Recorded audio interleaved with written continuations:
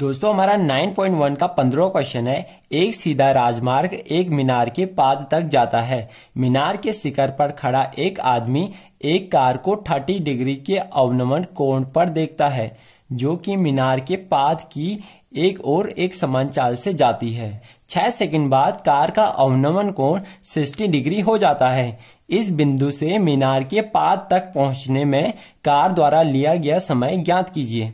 यानी दोस्तों हमें क्वेश्चन में दिया है कि एक सीधा राजमार्ग है, यानी राजमार्ग यानी सड़क कह सकते हैं हम। एक सीधा राजमार्ग है, माना ये सड़क है, ये राजमार्ग है, और हमें क्वेश्चन में दिया है कि राजमार्ग मीनार के पाद तक जाता है। यानी राजमार्ग एक मीनार है और उसके पाद बिंदु यानी सबसे निचले हिस्से तक जाता है।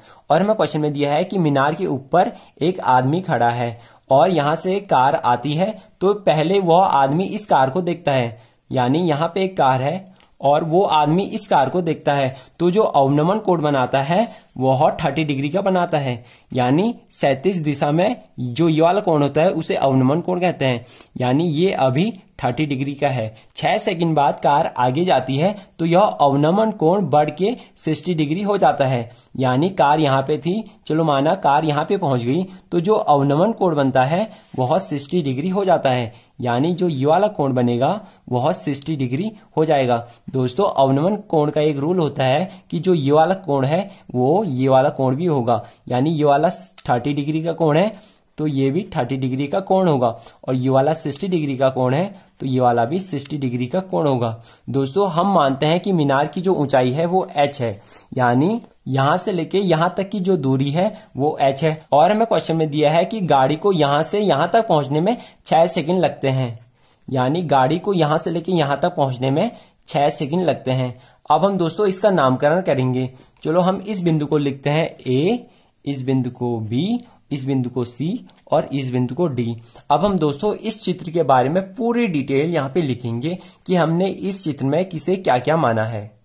दोस्तों हमने इस चित्र के बारे में लिखा है, नंबर 1, माना AB एक मीनार है, AB एक मीनार है जिसकी ऊंचाई h है, जिसकी ऊंचाई h है, तथा इस मीनार के पाद तक एक राजमार्ग DB है। यानी इस मीनार के पाद तक एक राजमार्ग DB आता है।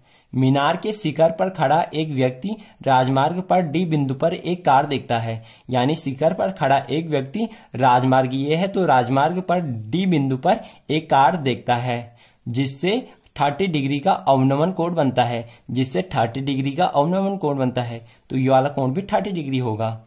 6 सेकंड बाद यह कोण 60 डिग्री हो जाता है। 6 सेकंड बाद कार यहां पहुंच गई, तब यह जो अवनमन कोण है वह 60 डिग्री हो जाता है। ये 60 डिग्री है तो ये भी 60 डिग्री होगा। C से B बिंदु तक कार को आने में कितना समय लगा, ये हमने दोस्तों ज्ञात करना है कि C से B तक कार को आने में कितना समय लगा। दोस्तों अब हम इसे कैसे ज्ञात करेंगे, तो हमें यहां से लेके यहां तक पता है कि कितना समय लगा, तो हम यहां से लेके यहां तक की दूरी ज्ञात करेंगे। फिर अगर हमें दूरी भी पता चल गई तो हम इस फॉर्मूले का यूज करेंगे, जो फॉर्मूला है दूरी बराबर चाल गुणा समय। ये आपने फॉर्मूला पहले भी पढ़ा होगा, तो हम इस फॉर्मूले का यूज करके चाल निकालेंगे। अगर हमने चाल निकाल दी तो हम यहाँ पे लगा लेंगे।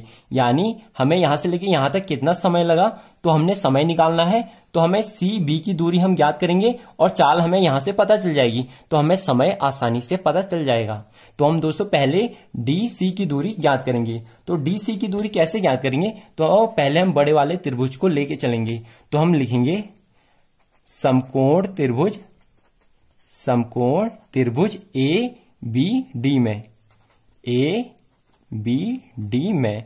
अब हमें दोस्तों ये वाले त्रिभुज का लंब पता है, यानी हमें लंब पता है h, और हमने इसका आधार ज्ञात करना है। तो हम ऐसा फॉर्मूला यूज करेंगे जिसमें लंब भी हो और आधार भी हो। तो हम tan और cot में से किसी भी फॉर्मूले का यूज कर सकते हैं। चलो हम tan के फॉर्मूले का यूज कर सकते हैं। तो हम लिखेंगे tan A होता है एंगल, तो ये वाले त्रिभुज में 30 डिग्री का एंगल बन रहा है, तो हम लिखेंगे tan 30 इक्वल टू लंब है हमारा h, तो हम डायरेक्ट लिखेंगे h, और हमारा आधार है db, यानी ये वाले त्रिभुज में आधार db है, तो हमने लिखा db। और tan 30 की वैल्यू ट्रिग्नोमेट्री टेबल में से लिख लेंगे, और tan 30 की वैल्यू होती है दोस्तों 1/√3। तो हमने tan 30 की जगह पे लिखना है 1/√3। √3 इक्वल टू एच को ऐसे ही रहने देंगे और डीबी को हम ये भी लिख सकते हैं, यानी डीबी बराबर डीसी प्लस सीबी। तो हम लिखेंगे डीसी प्लस सीबी। तो हम इसे आगे सॉल्व करेंगे तो यहां से हमारा आएगा DC plus CB equal to h√3। ये हमारा आ चुका है। हमें डीसी की वैल्यू चाहिए, तो हमारी डीसी की वैल्यू आएगी h√3 माइनस सीबी। अब हमारे पास डीसी की वैल्यू आ चुकी है, पर ये सीबी के रूप में भी है, तो हम सीबी की दूरी भी ज्ञात करेंगे, फिर हम इसे आगे सॉल्व करेंगे। तो हम इस त्रिभुज में से सीबी की दूरी ज्ञात कर सकते हैं, इस त्रिभुज में से। तो हम लिखेंगे समकोण त्रिभुज ABC में, ABC में। तो हम इसमें भी tan का फॉर्मूला यूज करेंगे, क्योंकि हमें लंब भी चाहिए और आधार भी चाहिए। तो इस त्रिभुज में जो एंगल बन रहा है वो बन रहा है 60 डिग्री का। तो हम लिखेंगे tan 60 इक्वल टू लंब h है और आधार है हमारा CB। तो हमने लिखा CB। अब हम ट्रिग्नोमेट्रिक टेबल में से tan 60 की वैल्यू रख लेंगे। तो tan 60 की वैल्यू होती है √3। तो हमने tan 60 की जगह पे √3 लिखना है। तो आएगा √3 इक्वल टू h/CB। और अगर आप CB की वैल्यू निकालते हो तो हमारी CB की वैल्यू आती है दोस्तों h/√3। ये √3 यहां था तो दूसरी साइड जाके भागा में चले गया, तो हमारे पास CB की वैल्यू आ चुकी है। हम इसे पहला समीकरण मानते हैं और इसे दूसरा समीकरण। अब हम CB की वैल्यू पहले समीकरण में डाल देंगे, तो हमारे DC की वैल्यू आएगी दोस्तों DC बराबर h√3 माइनस CB की वैल्यू ये भी है, तो हम लिखेंगे h/√3। अब हम दोस्तों इसे आगे सॉल्व करेंगे, तो हम यहां से h को कॉमन ले लेंगे। तो हमने h कॉमन लिया तो अंदर बचा √3 माइनस 1/√3, क्योंकि h का मल्टीप्लाई इसके साथ होगा तो ये आएगा, फिर h का मल्टीप्लाई इसके साथ होगा तो ये आएगा। फिर हम इसे आगे सॉल्व करेंगे तो हमारा आएगा h और अंदर हमारा आएगा √3 इंटू √3, तो आएगा 3, फिर माइनस का चिन्ह, फिर -1 अपॉन नीचे आएगा √3। तो हमारा यहां से आएगा h 2h अपॉन √3, क्योंकि 3 - 1 2 आया, तो 2h अपॉन √3 आ चुका है। तो हमारा दोस्तों DC की वैल्यू ये आ चुकी है, यानी हमारी DC की वैल्यू इतनी है। तो दोस्तों अब हम क्या करेंगे, हमें यहां से लेके यहां तक की दूरी पता चल गई है और यहां से लेके यहां तक का समय भी पता है, तो हम इस फॉर्मूले का यूज करेंगे। हमें चाल ज्ञात करना है, तो चाल बराबर क्या आएगा, तो हमारा आएगा चाल बराबर दूरी बट्टे समय, ये आएगा चाल बराबर। तो हमने चाल को ज्ञात करना है और दूरी दी है हमें यहां से लेके यहां तक की कितनी दूरी है, तो दूरी है DC, यानी हम जहां पे दूरी है वहां पे DC का मान रख देंगे, क्योंकि यहां से लेके यहां तक की दूरी DC है। तो हम लिखेंगे 2h/√3, क्योंकि DC की वैल्यू ये है, अपॉन समय, और जो समय का मान हमें दिया है 6 सेकंड, तो हम समय की जगह पे लिखेंगे 6 सेकंड। अब हम दोस्तों इसे आगे सॉल्व करेंगे, तो हमारा चाल आएगा यहां से चाल बराबर 2h/√3। अब हम यहाँ पे 6/1 भी कर सकते हैं, क्योंकि 1 का भागा 6 में जाएगा तो 6 ही आएगा। तो अब ये उल्टा हो जाएगा, तो 1 ऊपर चले जाएगा और 6 नीचे आ जाएगा।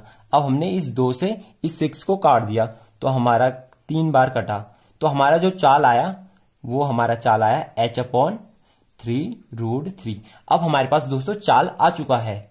ये है हमारा चाल कि यहां से लेके यहां तक की जो चाल थी वो कितनी थी, और हमें क्वेश्चन में दिया है कि जो चाल है वो एक समान है, एक समान चाल है, और हमारे पास यहां से लेके यहां तक की दूरी है। तो हमें अगर यहां से लेके यहां तक का समय पता करना है, तो हमारे यहां से समय आएगा, तो समय बराबर दूरी बट्टे चाल आ जाएगा।